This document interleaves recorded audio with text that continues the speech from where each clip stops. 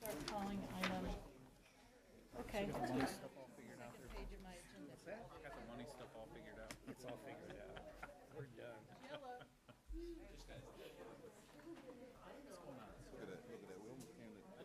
We did. We kind of had the uniform memo.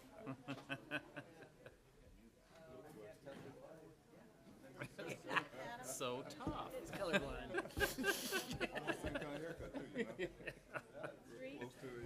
Yep. I went with the number 2 comb on this one. Number 2? I am. always do number 2. Yep, that's what I say. Yep. How old are you? 57. Oh, yeah, you're young. It's going to be noisy when we do this.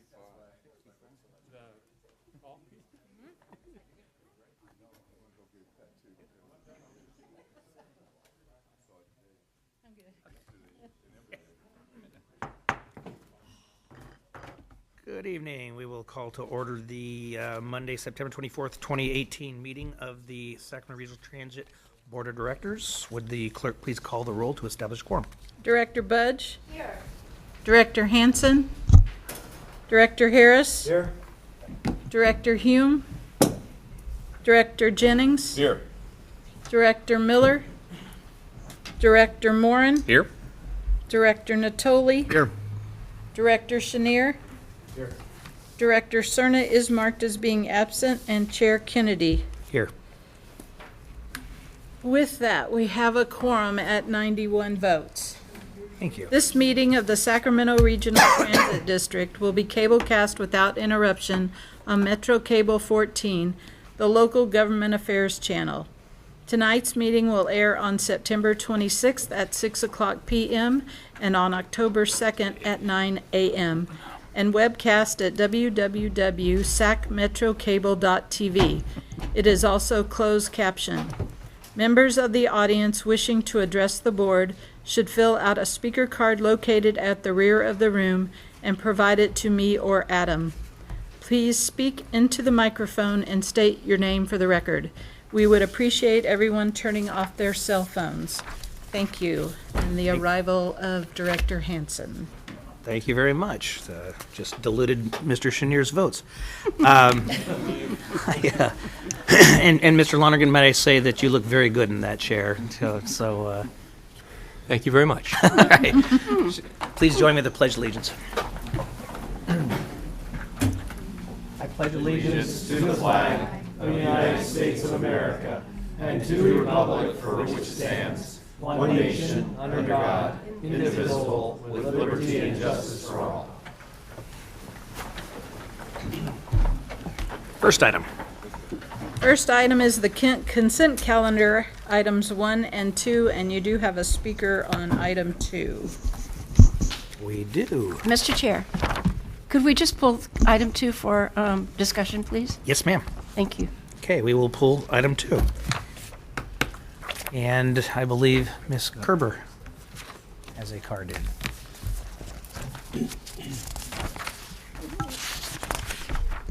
Good evening, Chair and members of the board. My name is Sarah Kerber, and I'm a member of the Sacramento Transit Riders Union, and I'm here to speak on item number 2.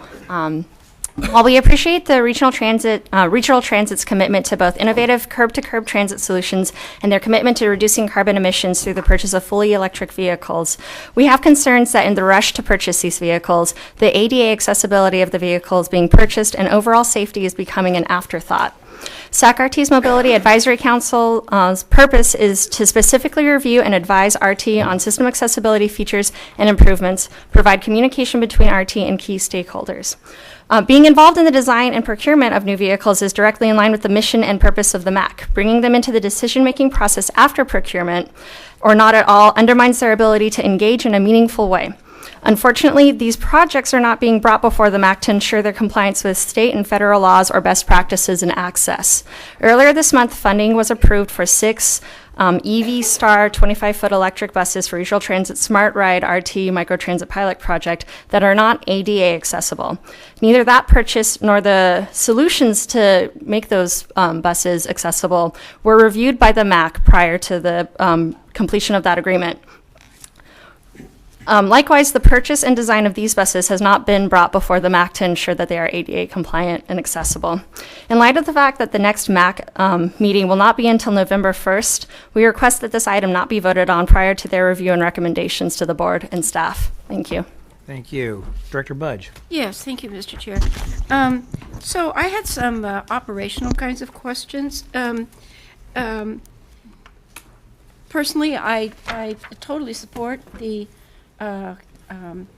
acquisition of these buses and the project. I think, from my perspective, owning our own fleet of small buses and small EV buses in particular is an absolutely attractive idea. And I appreciate the fact that if the contract were terminated, then the buses would remain in the ownership of Regional Transit as long as they were used in some capacity. Those are things that I think are my really strong points. However, I had two questions. There's a discussion about transferring ownership of the charging infrastructure to Electrify America, and then they would be able to allow others to use the equipment. So my question, and I suspect this is naive in terms of the world of buses, but is the charging infrastructure for a commercial application like this different from a residential application? Okay, I can answer that question. The charging infrastructure is a fast charge, 150 kilowatt fast charge unit that would be good for a variety of commercial uses, a little bit large for home use. Okay, so it's even faster than something we might be used to, like a Tesla fast charge. No, it could be in that range of a Tesla fast charge. It's basically a 150 kilowatt charger. Okay, and I don't know what the rating is. I just know you can charge up to 300 miles in about 20 minutes. Yeah, that would on a be fast charge. a similar function. Okay, so and so then the question is, and then there's a discussion about making sure that the charging equipment is installed in a location where others could use it.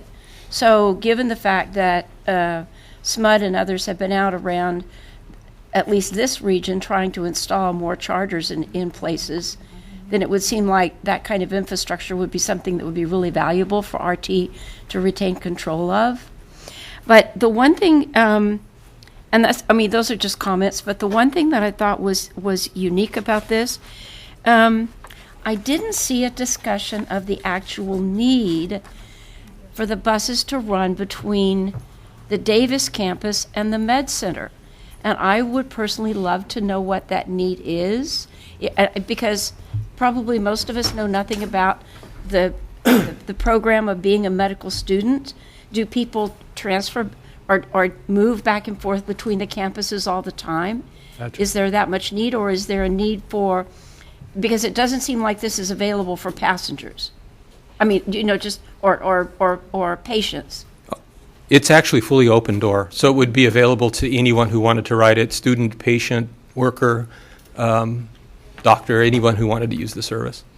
Different from it as it runs today. It just seems that is it really logical to run it between the Davis campus and the Med Center campus as opposed to around the area to pick up people at the Med Center or to take people to and from the Med Center the way they, at least in the past, have run a shuttle bus from the 39th Street station? So I believe. So if anybody else has got other information, I'd love to. Director Budget, I believe Director Chenier is itching to get in on this conversation. Yeah. Thank you, Mr. Chair. So there's a couple things on this. One is the new chancellor and UC Davis generally have a desire to be more a part of Sacramento, and being on the Davis campus, they really don't connect very well. So that's a piece of the puzzle. The second is around Aggie Square and UC Davis's desire to build basically a satellite campus in Oak Park and locate a number of their schools there, with the idea that there could be 5,000 to 10,000 jobs and a similar number of folks who are going to school there. So this would really be a connection between those two areas. I know the mayor and Chancellor May have had a number of discussions about this. highlighting the need to do this and really the opportunity that this presents itself to more and better connect UC Davis to the city of Sacramento. I do understand that concept. So it might be a little bit premature at this point in time, but as soon as Aggie Square gets off the ground, there's an opportunity for it to be very well used. Yeah. And this is replacing an existing service that runs much less frequently between the campus and the UC Med Center currently. That's been running for probably 50 years. What happened? And it's closed door. 5-0 or 15? 5-0, yeah. Oh. Yeah, I drove it when I was at UC Davis, and the horses are tired. Yeah. Okay, thank you. Director Natoli. Yeah, I wanted to just follow up to the comments from Sac True. So what is the process for having the Mobility Advisory Committee get a chance to review things either in advance or, I guess the request this evening was to have them review it before we would take action, but this isn't the first time this has come up. So I guess, Mark, I'd put the question to you as to how we normally route things through. Opportunities may come up that don't allow us an opportunity, maybe on a very short notice, but some of these things are in the works at least well enough advanced that I would assume the MAC could be called into session if they have an interest in that matter. We think we should have them advise us, at least take a look at something. So I guess I'm kind of curious as to, because this isn't the first comment we've had at meetings, and certainly over the last few months, where folks have said, well, how about the MAC? It is our process to route them Okay. through the MAC, Okay. and we will route these through the MAC as well. And in fact, we've had some discussion with MAC Okay.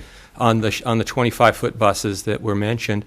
One of the different aspects of this with Electrify America is that they have really not wanted us to have discussions outside the discussions with them until basically we had this contract in place. So we haven't had any discussions with bus manufacturers yet over an order, the specific design of the vehicle, all the things that MAC would be interested in under the Electrify America buy. We are trying some things out there that are with the 6 buses that were mentioned that are a little different. In that small bus range, the 25-foot shuttle bus size, finding a really good zero-emission bus is very difficult, and so we want to try a new manufacturer and just see how they work before we jump in too far. And so the accessibility on those first 6 buses is not all that we would like it to be. They are fully accessible, but not the way we would like to see it. But we want to try some of these vehicles in this space to see if those are the vehicles we want to go with in the future. As many of you know, we've run cutaways in this space for a long time, and they're kind of a miserable bus. They are rattly and noisy, and they don't last and hold up very well. 5 years is a long time for those buses, and we're trying to find something better. And so that's our thinking initially. It's a new company that's going to be ultimately building these in Porterville. Okay, so what I heard embedded in that you, because this is early in this process and because of some of the constraints you had in working with the provider here, Electrify America, that you will be going back to the MAC on some of the discussions that will ensue as it relates to this item. Right? Correct. To get to MAC, we actually have to get this contract in place. Okay, thanks. Mr. Hanson. Thank you, Mr. Chair. I just wanted to weigh in and say, since you were talking about horses, Mark, that we're not supposed to look a gift bus in the mouth. That's exactly right. And essentially here we've got a really exciting opportunity to deploy electric buses in the region at no cost to our agency from the acquisition side. I do think that continuing to ensure that the MAC and our vehicles are fully accessible is a critical value for our agency. I do, though, think that this is a little bit unique, and if we have a commitment from you to continue to work on that, I'm satisfied. I was a little bit more worried about some of the comments in the letter from Sac True about the micro transit buses not being accessible. And maybe I misunderstood, but are they accessible to the standard that we normally require? So the first 6 we receive, the demo we had here was not accessible, but it will be converted so it will carry 1 wheelchair. It loads from the rear, which is not ideal for us, and that's kind of their first prototype buses. They were an opportunity for us because they were made for another client who bailed on or backed out of the deal. The buses after that will be a little bit wider, manufactured in Porterville, and will be accessible for 2 wheelchairs from the curbside loading that we like. So that's the direction it's going. But if the buses prove to be unreliable, then we're looking for a different vehicle. Okay. Well, I take to heart the comments from Sac True and hope staff continues to work with the MAC. But given this opportunity and the tremendous generosity of Electrify America, especially as we work with them too on a possible route to the airport as well as other things, I'd say I'll move the item. It's moved by second by Director Budge. I will say too, if there's no other comments, that my conversation with Electrify America is that this was not my first choice of routes to be chosen. I think the airport is something that I really hope that if there's another go around, and there will be, that they'll look very seriously at. So with all that, all those in favor? Aye. Opposed? Abstain? I'm sorry, Chair Kennedy, are we moving both items 1 and 2 as the consent calendar? I believe that was the motion, was it not? I believe that 1 was removed from the consent calendar, that So item we're- 2 was removed from the consent calendar, but without objection from Right. Director Budge, who requested that. I'll move items 1 and 2 Works for me. as part of the consent calendar because we never Agreed. officially made that decision. That's a yes. Thank you for the Thank you. clarification. Thank you. Okay, with that, the motion passes at 95 votes. Next item is item number 3, resolution. Amending resolution number 17060088, authorizing staff to request an allocation of Proposition 1A for the downtown riverfront streetcar project and conditioning the use of Proposition 1A funds on future board action, presented by Mark Lonergan. And we are teleconferencing in Mr. Henry Lee at this time. Hey, Did you find anything? Hi, Henry. You're live with everyone. yeah, yes, okay. Can you hear us? Yes, I can hear some of you. Well, can you hear me? No, I haven't even had a chance. You hear me? Not really good. Okay. Well, we're going to give it a shot. Henry, at any point you start dropping out, let us know, and we'll try to figure it out. So, Mr. Lonergan. Okay, thanks. So let me take a moment to introduce this. Chair Kennedy and members of the board, the issue again before you is an action to release $3.5 million of the $25 million in Prop 1A funding that the SAC-RT board allocated to the project last year. The issue paper and proposed action incorporates board discussion of this issue when it was presented as an informational item at the last meeting, September 10th. The action is conditioned on 3 major concerns that we heard expressed at the September 10th board meeting. The first is a requirement that the cities reimburse SAC-RT should the CTC later determine that the expenditure of any or all of the $3.5 million was ineligible for some reason. The second condition is that the JPA consider or approve a request of the SAC-RT board to add direct SAC-RT representation to the JPA. And the third requires the board to approve the actual release of funds upon receipt of construction bids, assuming they either allow the project to be completed within budget or the cities and JPA agree on a revised budget. These were the conditions that we heard, and that concludes my opening remarks. Okay, is there any questions of the board at this point? We do have some cards. Can I just add a little bit, Mr. Chairman? Yes, sir.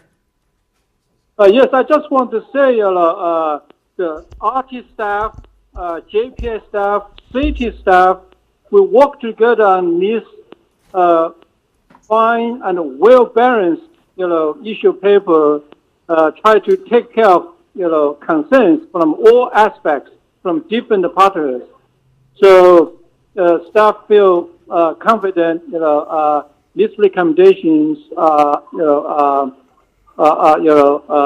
being seriously considered and analyzed, and hope the community and the board can support this recommendation. Thank you.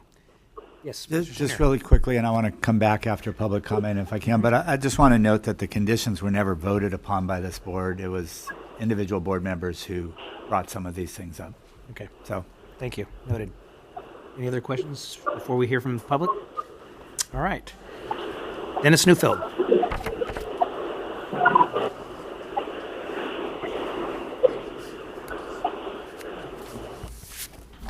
I read the three conditions, Chairman Kennedy and the board, and I thought there might be a need for a little editing here. I in Sacramento do support this resolution. Item 1, Steve Barassa is going to comment on that. And item 2, there's some ambiguity there. I think the word consider should be removed. I think you want to firmly add the RT member to the JPA. So the ambiguity would be removed by getting rid of the word consider. Now on the third condition, I think we need to nail down the budget and get that identified wherever it is at the moment. If you just say the budget, that budget can change as time goes by. So if you folks can get that budget nailed down with a firm number, then the rest of the bids coming in will then be compared to that firm number. So that's the minor edits that we suggest, and we do overall support the resolution. Great, thank you. Stephen Barassa.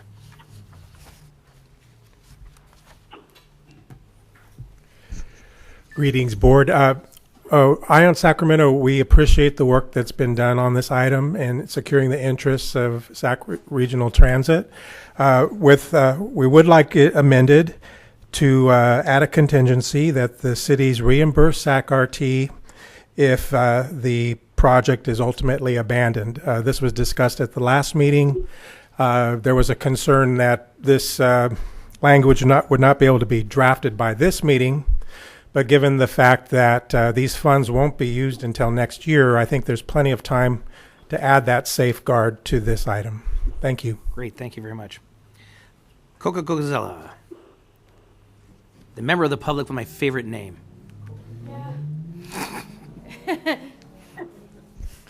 There have been many permutations over the years, as you can imagine. Coco Cocazella.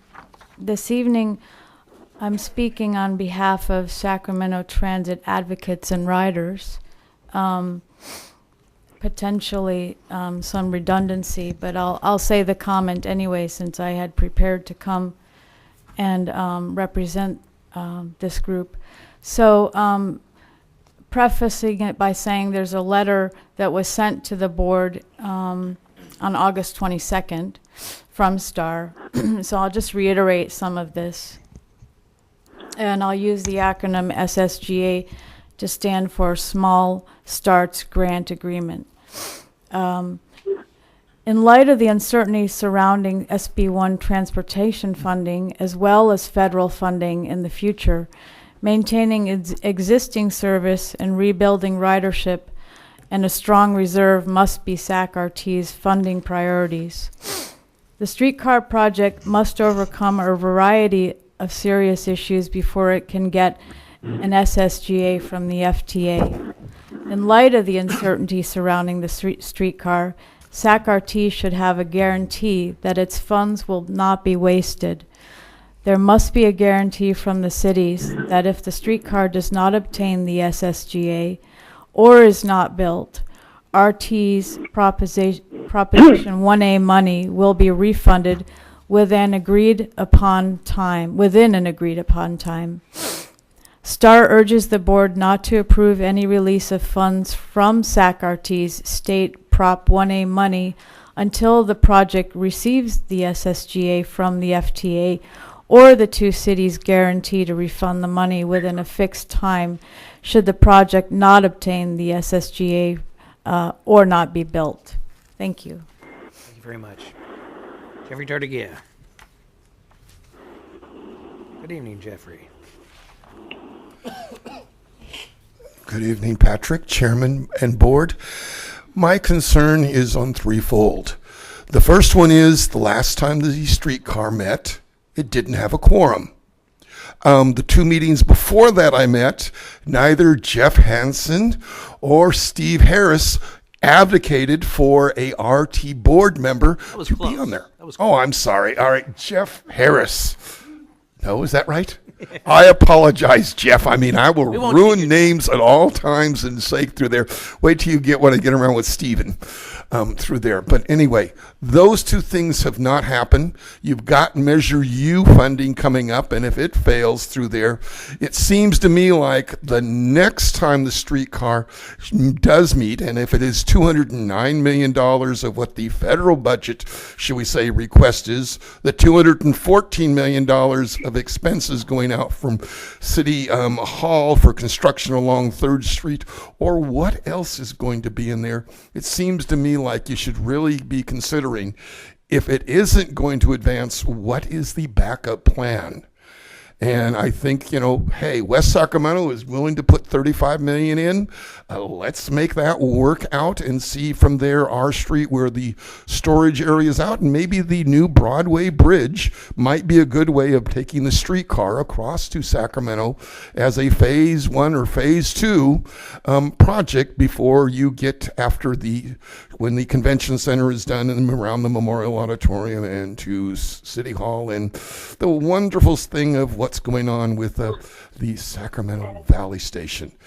That's my comments about this wonderful initiative, that how it's funded and how long this has been going on, and really does it need to get revised and recognized for what it really could and should be. Great. Thank you, Jeffrey. All right. With that, any questions of the board? I believe we have a lineup here. We'll start with Vice Chair Hansen. Thank you, Mr. Chair. I thought we had a very robust conversation at the last board meeting. I think some of the advocates who are here and some of the advocates who were here last time made very salient points, which I think the staff have largely captured in the recommendation. I think the ultimate goal is how to mitigate risk that the project isn't funded, but keep the project moving forward during the consideration phase.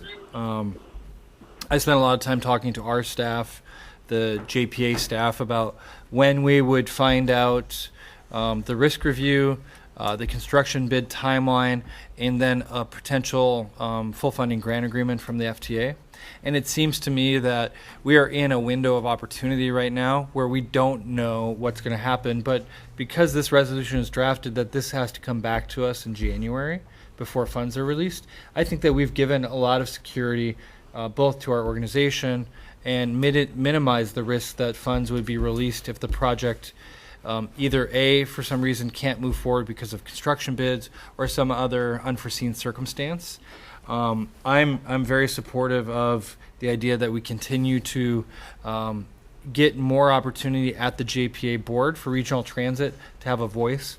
Mr. Harris and I both sit on that board, so you've got two of us. I'm not sure who the third would be, but that also requires agreement from the city of West Sacramento for who that fifth board member is. We've raised it before. I believe that it's perfectly appropriate to continue to ask the JPA to add a regional transit direct board member. I'm not sure who the volunteer would be. I probably can't do it with all the other things going on because I'm already on that board. So I think as we move forward, some of the requests, and I on Sacramento, I think that's the first time, Dennis, I've ever heard you say you support something with amendments, and I almost fell out of my chair. But thankfully the wheels rolled back a little bit and caught me. I think that the conditions you propose, I'd like to talk to them for a second, speak to them. The first one, the city of Sacramento has given a significant amount of consideration already to regional transit by working to create new storage track, by working to renegotiate, and we have actually approved the new operations agreement between the city and regional transit. And I think in partnership, the board members here who thought those agreements needed to be restructured, who also serve on the city council, pushed very hard for that. And in partnership with the city of Sacramento in particular, I think regional transit would be acting in bad faith if we now asked for the city to repay these funds should the federal government not come through. I do think that there's value in parts of the project as the staff report describes, but I think that if we now stipulate the cities must repay this, then the city of Sacramento should revoke the amendments to the 1985 agreement, which some of these funds were predicated on. And I just don't think that that's the kind of partnership we want. The board member issue, your item number 2, remove the word consider. Even if we removed it, I don't think that would change the conversation. I do think that it comes down to hopefully some of you talking to our friends in the city of West Sacramento, prevailing upon them about the importance of the transit expertise that board members bring to this project. But ultimately the project, and a lot of this money is going to our own RT staff to carry out the construction schedule, the building process, and I think we have very good staff. I think the Blue Line construction is about the best project we've done in a long time, under budget, under schedule, and I think that there are significant opportunities for our staff to raise issues, and Mr. Valsecchi is here from the JPA staff, as is Mr. Trost, but the vast majority of people working on this project actually are people who work for Mr. Henry Lee and this board of directors here at Regional Transit. So I think we have our fingers all over on this. And the last thing I'd say is I don't really understand your final condition. I think that the reason that we wanted a chance to revisit this in January before the funds are released are simply that we want to know what the construction bids come back in December, so we could make an informed decision. I think at that point, your third consideration is absolutely appropriate. Did the project come in under budget, on budget, over budget? How are we going to manage that? And where do we stand with the full funding grant agreement? And I think we can have that conversation in January. So I think largely very good comments, but I'm prepared to move the item and support the staff recommendation. I believe we've mitigated the risk, and I think that this is a fair way to move forward while taking into account all of the reasonable concerns, whether it's SAC-TRU, STAR, Ion Sacramento have raised, without jeopardizing these funds until we get more information. Okay, we do have a couple of, at least 3 board members who want to continue to speak. There was a motion. Is there a second to that motion to put on the floor? Second by Member Harris. Okay, so next we have Director Chenier. Okay. Director Harris. Thank you, Chair. You know, if you read the language of these 3 stipulations, I think that the concerns of SAC-TRU, Ion Sacramento are actually encapsulated in them already. Director, this guy, Hanson. Steve Harris. Yeah, Steve Harris. I think he summed it up very well. So I won't go very long about this, but as a SAC-RT board member, I think that with these stipulations encapsulated in the motion, that RT is made whole, that we're not going to lose ground, that we still are opening the door of opportunity, as Director Hanson had mentioned. The fact of the matter is the streetcar project really hinges upon the construction bids, and that is going to be the make it or break it moment. They're coming. I think that we need to keep this project moving until we know what it's going to cost and can make a reasonable decision about whether it's a viable project or not. As long as RT and its budget is made whole, and I think that it will be in the passage of this motion, I can certainly support it and give it just a little bit more time, but I would say this, that all eyes will be on those construction bids. Director Hume. Thank you, Chair. I'm probably going to throw a whole bunch of metaphors in my discussion here, so I apologize if I mix some of them up, but I think given the fact that this ultimate decision would come back in January and the staff report says that the project has enough funding to get it through the end of the year, I'm wondering why we would agree to do this and then ask, oh, but can you tack on these conditions? Why not demand the conditions before we agree to do it? This, to me, it seems like we're giving the allowance to the kids before the chores have been done. So that's number one, is I would say let's figure out the governance and some of the larger issues, and then we'll figure out the risk to RT at a later date. speaking of risk, I was in DC last week on different business and happened to have a meeting with the acting director of FTA.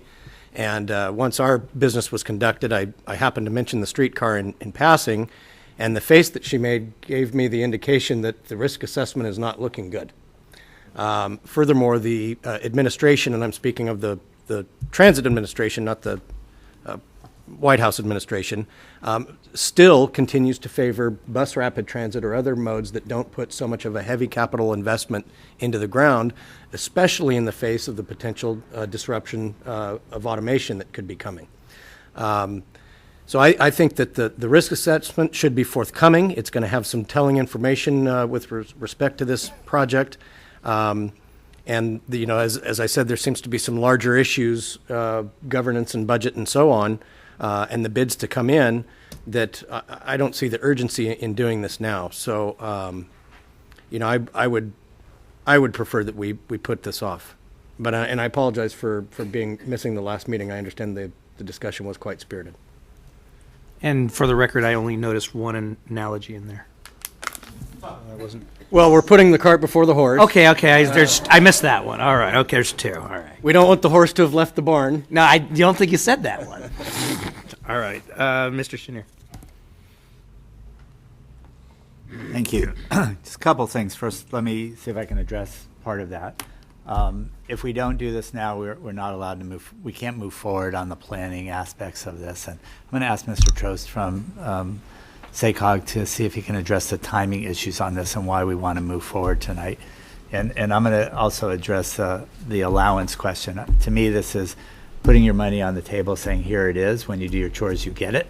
So it's out there for them. But I think the timing question on the work progressing is the important one.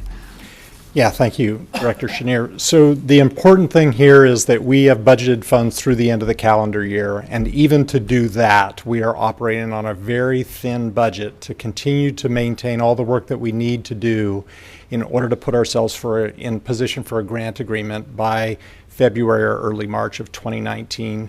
The RT board action is needed tonight so that we can go to the California Transportation Commission later this month to get them to approve the allocation of the funds for this project. That will put us in a position to line it up so that as soon as we get some action from the RT board, if that's what you condition, we can immediately start spending those dollars the next day. If we wait, we have to wait for RT board action in January, get to the California Transportation Commission, and get those funds some months down the road in 2019, and that effectively stops the project. That's the timing issue for us. So I think the important thing, and I'm going to support this motion. I want to make a couple comments on it, but I think the important thing is to put ourselves in a position that when the feds are ready to act, we've lined up everything prior to that so that we can go. I think the mitigation factor here of us coming back to this board in January, once we've seen the bids, is the key, and that's where the risk factor is. If we cannot, or if the project and the JPA cannot do the project within the budget that it's put together based on the bids that we open up, then we're obviously going to have a very different discussion in January. But I think what we've done here and what Mr. Hansen has done through the motion and staff, and I appreciate all the work that's happened and all the conversations, thank you, Henry, as well, puts us in that position where we've mitigated the risk to a significant extent. I will say that for myself on item number 2 and asking the JPA board to consider or approve the request of SAC-RT to direct SAC RT representation, I think we're conflating a couple of things and doing the governance issue while we're trying to do the money issue. I would rather take those separately and continue to have that conversation if we want. If it's the will of the board, we'll move forward on this because that discussion will happen. I think the city on its own can do a couple things. We have in the current JPA one RT member being on the JPA. We can say 2 of the city's RT members need to be on the JPA. But the RT is actually a contractor on this. They are not sitting on the board. So to me, that's a separate issue that we're kind of putting in the middle of something else here. I don't think we should, but I'm going to move forward with this, and I will vote yes because I think the timing of it is important. If we miss this, we miss CTC in October, and then we probably get the Small Starts grant get pushed back as well because we just won't be ready for it.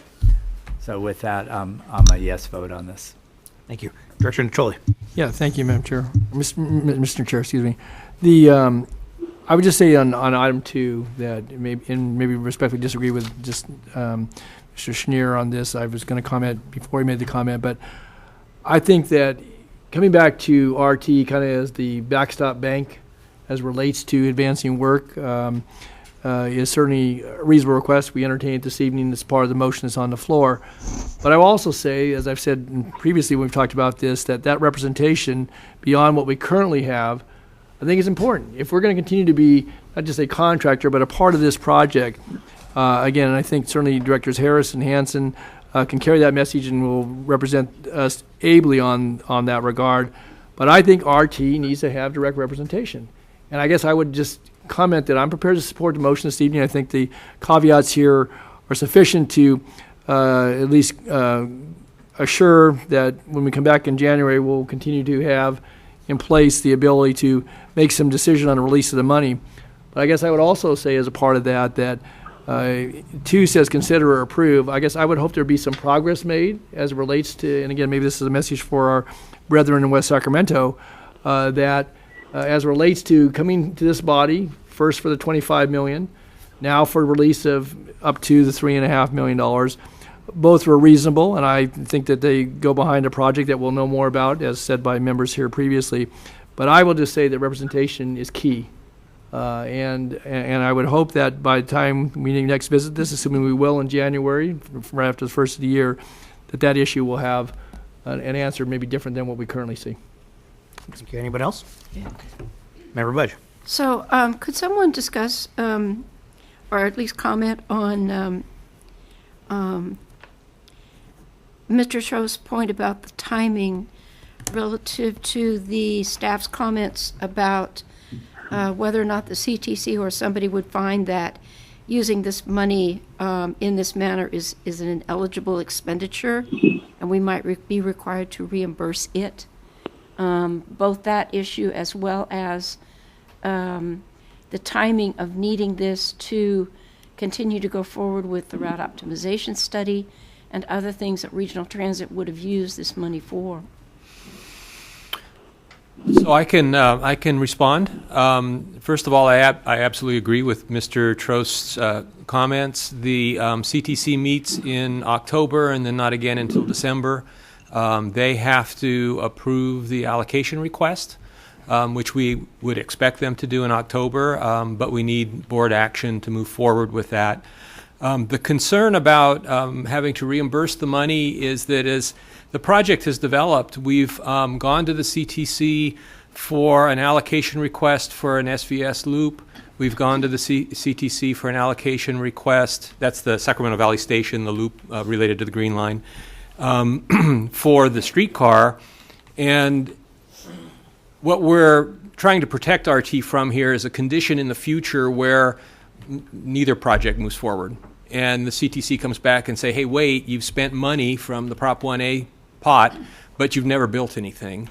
And we fully intend to go back to CTC and clean that up, but the timing's not working out for that. And so that's the only reason behind that. We don't believe we're doing anything inappropriate, and we don't believe that the CTC will actually require a repayment, but we've got some due diligence left to do and need to do that and move that forward. I don't think we would ever lose the money. I think it goes back into the Prop 1A mix if we were to have to repay it. But in a sense, we would pay it twice, right? Because it would be spent, and then we would repay that amount. Ms. Budge, do you mind if I ask a clarifying question there? If the CTC approves this request and deems it eligible to be spent on the project, how could they later then deem it ineligible and do what you're saying, which is they would then say, nope, sorry? So I think everything is predicated on the project actually moving forward. If it doesn't, then it's a different view from the CTC. I mean, no one is going to the CTC and saying, we want to spend this money and don't know if it's going to happen. So I think that's the concern. And so the way we've drafted this report, just to follow that line of thinking, is that there are portions of this project, the light rail move from K to H, potentially the light rail connection to West Sacramento, that could still be built using some of the pre-development funds and the construction documents, everything else, but service regional transit in connecting to high-speed rail. Is not correct? That's correct. So we could still have portions of this project be built to service high-speed rail, which is the purpose of. Yes, there's a variety of eligible projects that we could transition the money to with CTC, and you've named a few. Okay. Henry's watching HBO in his hotel room, apparently. Or the Republican Senate hearings. Any other questions? Okay, we do have a motion and a second. I will just only comment in that the next time this comes before us, my issues are going to be exactly what Supervisor Natoli's issues were. And if those aren't addressed, my support going forward will be questionable. So with that said, all those in favor? Aye. Opposed? Abstain? Thank you. Motion carries at 95 votes. The next item is item number 4, information. Oh, I'm sorry, public addresses the board on matters not on the agenda. I apologize.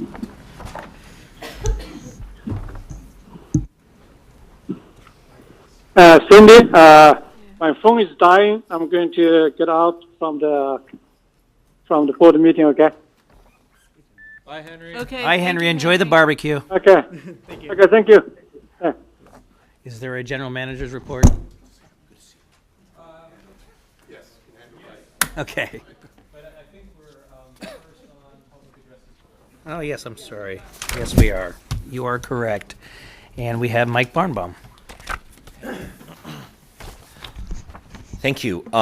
So from an announcement made online a few hours ago, I want to dedicate today's public address as the board on matters not on the agenda to everybody, but especially to Coco Cocozella, Director Andy Morin, and Owner and Chief Operating Officer Mark Lonergan.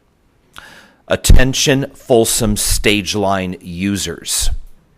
The City of Folsom will host an open house to discuss a proposal to transfer Folsom's transit services to the Sacramento Regional Transit District.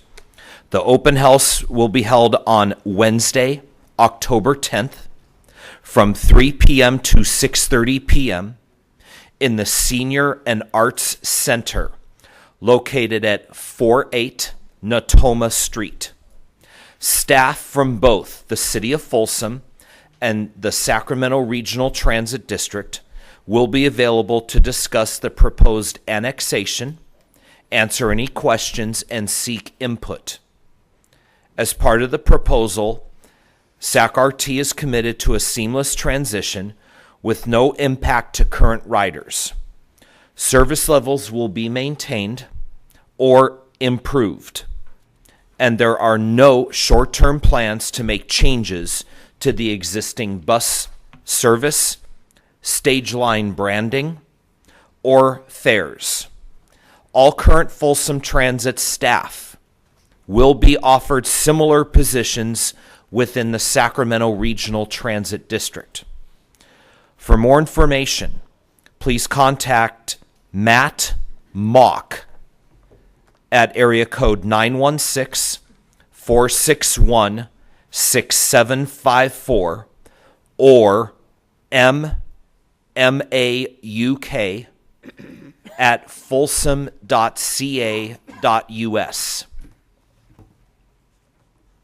This is a very exciting project, posted just within the last 5 hours on Sacramento Regional Transit District's Facebook page. It's been an honor and pleasure to read it, especially to those that may not have access to Facebook or are receiving announcements like this online. With my history here, I know that several years ago, under a direction of a different board, perhaps the song was Separate Ways, Worlds Apart with RT in the city of Elk Grove. But it looks like the song is Come Together right now over me for RT in the city of Folsom. So I hope that everyone can attend this informational session and that it gets back to this board and the Folsom City Council before the changing of elected officials. Thank you. Thank you, Mike, and we actually miss your musical interludes, so appreciate that. Sarah Kerber, hang on. Yes, Sarah Kerber. Yeah.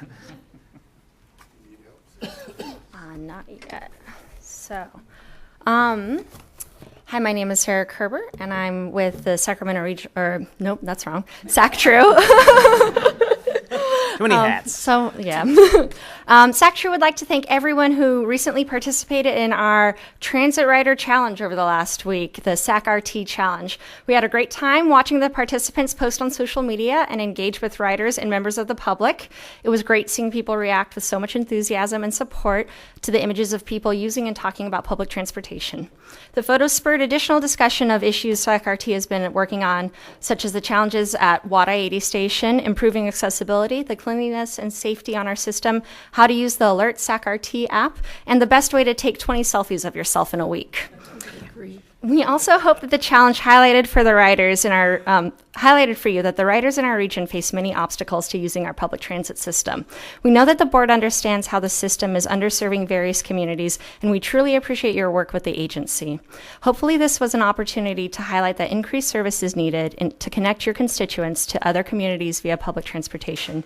We will continue to advocate for more bus service in underserved neighborhoods throughout route optimization process and through the budget process. SACTRU looks forward to working with the members of the board and SAC-RT staff in the future to improve public transit access for all riders in our region. And now, the moment that everyone has been waiting for, our awards for our participants. Unfortunately, 2 of them are not here, but we have certificates of participation for Supervisor Cerna, Councilmember Chenier, and General Manager Mr. Lee. And we have a special award for our member of the community, Sean Dillon, who rode public transit 29 times last week and took a selfie. And we have a special award for Patrick Kennedy, who rode public transit 18 times and needed a selfie stick. Oh, no. My wife will kill me if I ever use that. So if the board would allow, if we could take a photo of everyone who participated with their awards. And I have your, Jay Chenier, I have your... I don't know if someone wants to take a photo for Henry Lee. Let's get a photo.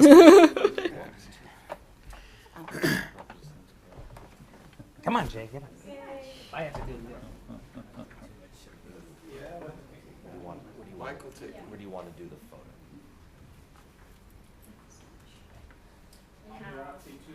So I couldn't get the plaques back. I'll have to mail you. Come on, Sean. Yeah. It'll be posed. This is where being part of the challenge. This is going to look better than your selfies. I won't let you take your pictures and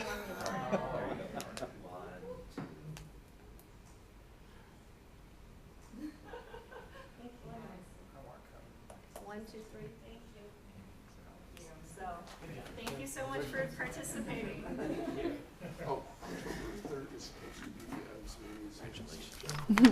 Thank you, everybody. Looking to see you guys next year. I will say that as much pain as I took in taking those selfies, because I hate them, I will say, though, that I actually got emails from people saying that they rode RT for the first time because of this. So, you know, it did something. Okay, Enzo Arona.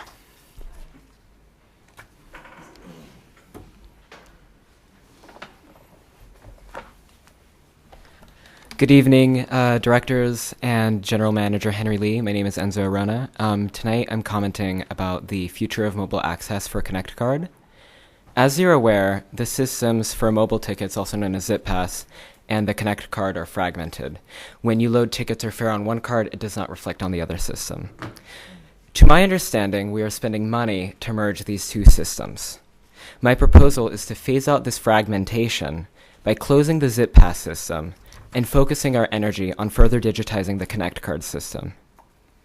Credit card readers that are enabled for mobile payments, like Apple Pay and Android Pay, use the same technology in our Connect card readers on buses and at light rail stations. I propose the exploration of adding Connect cards to mobile wallets, allowing passengers to tap on with their phones. This technology has been implemented around the country and the world. Systems that have adopted transit cards in mobile wallets include Portland's TriMet, Beijing Transit, and Japan nationwide under the Suica system. Now, according to my understanding, the Connect card does not store information on it, like a fare balance. It only stores an identifier. When you tap on, the reader contacts the database to see what your fare is. Now, with this functionality, this means that a user could choose interchangeably between using a Connect card and between using their cell phone Connect card.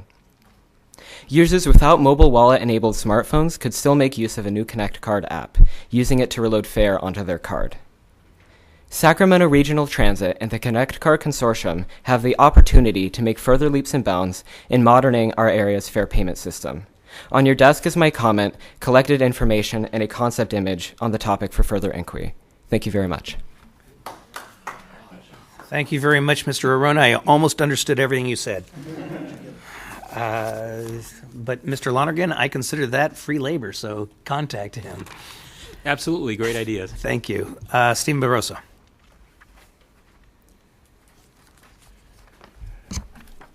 I just quickly wanted to also express my appreciation for the members who participated in the SAC-RT Transit Challenge. Thoroughly enjoyable. I really thought Patrick Kennedy had it in the bag. I really enjoyed reading your posts, seeing your posts, and it was really great how you... Your time's up, sir. It was really great how you expressed, you shared the value of RT in your posts, and you shared little items of information like the Freeport Bakery stop, and also you were testing the microtransit, and very clever, sir. Thank you. And thank you to all the members who participated. Thank you very much. Jeffrey Tartagia.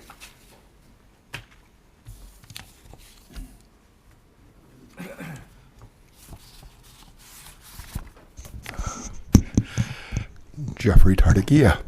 To the board. Later on, you're going to hear about the electronic bulletin boards. 2.5, 3 years ago in August is when I first had that subject brought up, and with Deborah and with many of the board members. This is going to be your general manager coming up through here. But I thought you might like the background. That was in August, and we're wanting to explain A, for all, B for the blue line, and G for the gold line, so that you would understand when you were downtown specifically what was going on. I understand there's more changes, and we have had like the Broadway station be out of service, and the also repeatedly at the Archive Plaza problems with it. The other thing I will also, that Mark is it's not on there, but I've asked him to explain about the 41411 app. This is a text messaging service that this week has been added service notices. And that, I believe, came out of the fact that this last week we had for Route 30, where because of the disruption at the convention center, Route 30 had to be rerouted. So realizing the importance of getting to your passengers what was changing and going on in an immediate fashion. So this is what the text messaging service, the simplest service, but it's one that you really have a real difficult time understanding how to utilize it, because it's not explained very well on the website or any place else. The last thing I will bring up is we, I believe, having a route optimization procedure going on, I think this week. And I'm concerned is what your listening post has offered, what your stakeholders are, because I will still firmly tell you that right now, if you're going for increased ridership over the next 2 or 3 years, you fail this agency. What needs to happen is having, in a sense, the consistency and completeness of the bus transportation system. And you do not have that right now. And I think the January decision to run light rail 15 minutes does not resolve the simplification of 1 hour bus service on the weekend. And you still have the problem there of connecting up. You're trying to do it by doing light rail. Unfortunately, I think that misses the point of your route optimization of the system. And lastly, Andy, I hope that Harrison Center will suddenly become a destination that your public transportation service will manage on the weekend. Thank you, Jeffrey. And I take it that you don't need to speak on the next item because you just addressed that. Well, I hope to get the answers. All right, thank you. Mike Barnbaum. Or actually, no, we're on item number 5. Actually, we're on item number 4. Yes, we are. Information. No confidence in the chair. Second. Let the record reflect. That the next item is item number 4, information. Update on the license agreement between the Sacramento-Placerville Transportation Corridor Joint Powers Authority and the Placerville and Sacramento Valley Railroad, Inc. for excursion rail operations presented by Mark Lonergan. So I believe the issue paper is pretty clear on this. SAC-RT is a member of this JPA. This is an informational update on actions that affect that portion of the JPA east of Folsom into El Dorado County and Placerville. It doesn't affect RT in any way or our future operations or plans, but we provide it just as an informational update to the board. Okay. Any questions? This is an informational item. Thank you. Item number 5, General Manager's Report. So as Mr. Tartaguia said, we did put in a response to the issues he brought up regarding our informational signs. We do have issues from time to time. They're fixed with anywhere from 2 days to 5 days, depending on where they are and when they're reported. His comments about the text messages, that's a service that we are taking advantage actually of our SOC being open 24/7, our Security Operations Center, and they are picking up and texting out through our alert app service disruptions, and it's been very effective and kind of a silent improvement to customer notification. We'll look into his comments about maybe doing a better job explaining all that to people, but we've been very pleased with getting more information out as it relates to service in a more timely way. The other item on the GM's report tonight is a real brief update from Ms. Salinas concerning the marketing efforts around our fare reduction that the board approved in August. Good evening, Chair Kennedy and members of the SAC-RT board. Tonight I'm presenting SAC-RT's new promotional and awareness campaign based on the many initiatives that you recently passed. The campaign theme, We Heart You, is a love letter to our riders with a focus on RT investing back into the communities that we love and serve. The campaign goal is to educate current and prospective riders of the reduced fares and better service, and includes the secondary message of clean, safe, and convenient. Some of the campaign assets include dedicated web page, digital and social media ads, 30-second television and movie theater ads, electronic billboards, radio ads, print ads in community newspapers, exterior and exterior bus ads, constant contact email blasts, postcard-sized handouts, signage at key light rail stations, and presentations to neighborhood associations. As Mark just talked about and Jeffrey talked about as well, we just did a push notification that many of you should have received on Friday if you have the Alert SAC-RT app. That was our first. And we will also be presenting a toolkit to each and every one of you that I hope that you will pass on to your constituents. That concludes my presentation. I'd be happy to answer any questions or take feedback. Vice Chair Hansen? I think this is great. I would love to see that We Heart You in a sticker. But I had a question about the grammar in the Our Love Letter. Uh-huh. Lower fares on buses and light rail plus better service. Mm-hmm. Is it meant to be and better service? And better service. So should it be two ands or two pluses, so it's consistent. Okay. Well, it can be an ampersand too, I guess. I'm fine. I just think, it'd be great to have that consistency. Otherwise, the grammar teacher in me was used by my English professors in college and after. Okay, so we're setting up a new committee. But otherwise, it's awesome. Okay. I love known it. as down in the weeds. So I just have a quick question. We were already there. Yeah. Just a quick question. You said you were going to send it out to us as board members. Yes. Is it also going to everybody's communications departments? Yes, all our community partners as well, and we hope that people will pass along that. That'll include, because I know many of you have newsletters that you send out, and we hope that you'll include this information. I love the whole concept. I mean, I think it's a great community-oriented, wonderful concept. So Okay, thank you. Thank you. We're very excited about it. I think it's really positive. Thank you. Any others? Thank you. Is that it? That's it. Okay. Thank you very much. We do have two cards for item number 5. Mr. Mike Bombard. Barnbaum. Sorry. Thank you. I want to piggyback on the oral presentation about the October campaign, but first just wanted to add into the meeting calendar. So you've got what October 10th is all about. The point of reference previous speaker made about the route optimization study and the stakeholders, that is Thursday of this week right here at 5:30. 5:30 to 7:30. This Friday, I'll be in Merced attending in person the San Joaquin JPA meeting. It will be teleconferenced back to the Rancho Cordova City Council chambers. So a call-in feature will be available from there. And at the last Capitol Corridor meeting, they announced that November 14th is their next meeting. That will be in the BART boardroom in Oakland.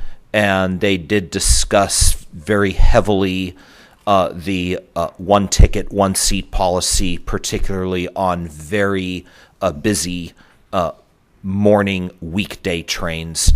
We'll work with staff to get you a full report out as to what happened last Wednesday in Sacramento at your next board meeting on October 22nd.